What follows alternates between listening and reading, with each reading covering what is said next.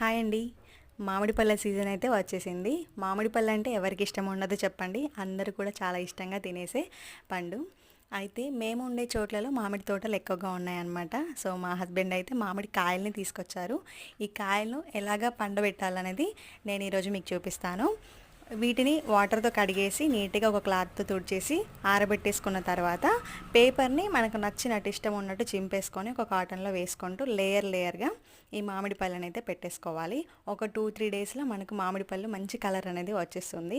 చూసారు కదండి, స్టార్టింగ్లో మామిడి కాయలు, ఇప్పుడు మామిడి పళ్ళు ఎలా అయితే ఉన్నాయో మీరు కూడా ఒకసారి ఈ టిప్ ట్రై చేయండి. బయట మనకు మందులు దొరుకుతాయి కానీ ఆ మందులు వాడొద్దండి. ఇలాగ పండబెట్టడి చూసేయండి.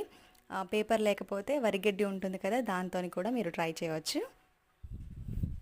ఓకే అండి, ఈ వీడియో నచ్చితే లైక్ చేయండి, షేర్ చేయండి, కామెంట్ చేయండి.